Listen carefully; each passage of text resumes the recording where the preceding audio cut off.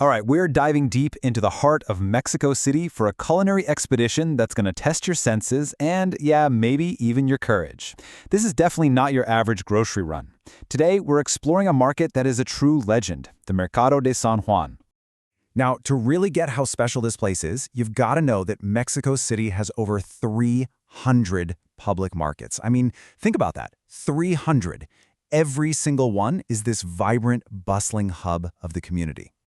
So with that many choices, what in the world does it take for just one market to stand out from the crowd? You know, to become a destination, not just for locals, but for top chefs and food lovers from all over the planet. Well, the answer is Mercado de San Juan Pugibet, and this isn't just any market, it's famously known as the chef's market, and it is an absolute paradise for anyone who is seriously passionate about food. Yeah, San Juan is a place that's practically built for culinary adventure.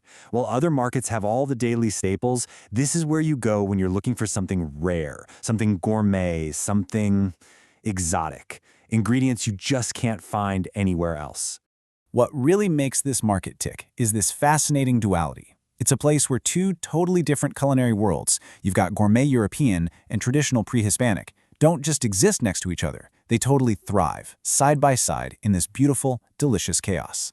So on one aisle, you've got the legacy of Spanish and European immigrants. We're talking stalls just overflowing with cured Iberico ham, pungent Roquefort cheese, and fine pastas. And then you take just a few steps, and you're looking at the staples of the pre-Hispanic diet, bowls of toasted chapulines, the so-called Mexican caviar known as escamoles, and even these giant winged ants called chicatanas. And this fusion of flavors is standing on some seriously historic ground. The area was a trade hub long before the Spanish ever showed up. So what you're tasting is, quite literally, centuries of history, a physical manifestation of Mexico's incredible blended culture, right there on a plate. Okay, let's head to the section that has made this market truly famous. And for some, maybe a little infamous. We're talking about the butcher stalls, a place that really pushes the boundaries of what many of us consider food.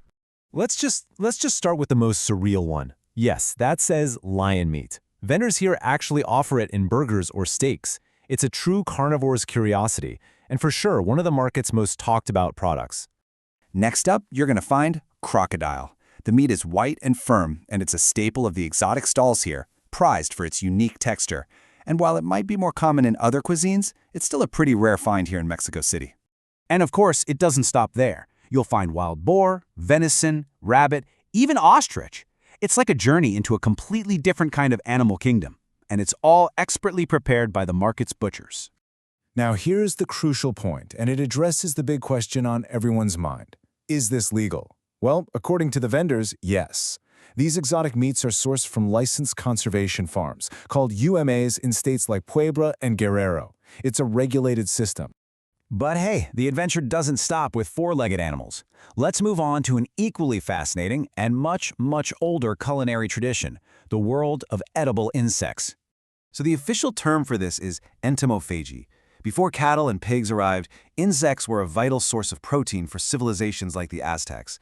So what might seem exotic or strange to an outsider is actually a return to the deepest roots of Mexican cuisine. And the variety is just incredible. You've got the crunchy, salty chapalinas, the buttery, nutty escamoles that are harvested from agave roots, and yep, even fried scorpions and tarantulas, ready to be eaten right on the spot. It's a full-on sensory overload in the best way possible. So how do you even prepare a grasshopper? Well, the traditional process is pretty meticulous. They're harvested in the cool morning air, then they're fasted to clean them out, boiled, and then toasted on a traditional flat griddle called a comal before getting seasoned with all those classic flavors like lime, garlic, and chili. You know, this quote from a visitor just perfectly captures the spirit of San Juan. It's the kind of place where you go in looking for some cheese and you end up challenging yourself to eat a scorpion, probably with a little encouragement from a vendor and a celebratory shot of mezcal. But behind all the exotic meats and the ancient insects, the market is really defined by something else, the people. So let's meet the heart and soul of this whole operation. I mean, this market's legacy is centuries deep. It started as an Aztec trading post. And while the building we see today went up in 1955, it was really in the 1970s that San Juan found its true identity as the city's go-to spot for gourmet and exotic foods. And the vendors themselves are a direct reflection of that history. So many of them are third, even fourth generation. Their families have worked here for decades.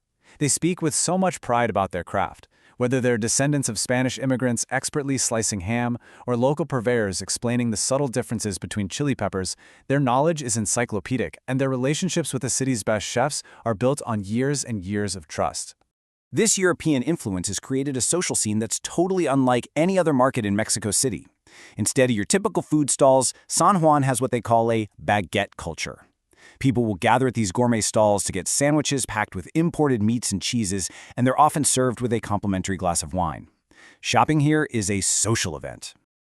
So, when it all comes down to it, Mercado de San Juan isn't just a place to buy food. It really is a living museum.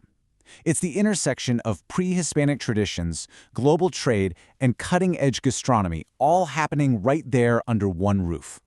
A visit here really leaves you with one final question to chew on. After you've seen lion burgers right next to French cheese and ant larvae next to Italian pasta, you just have to ask yourself, where exactly is the line between a delicacy and a taboo?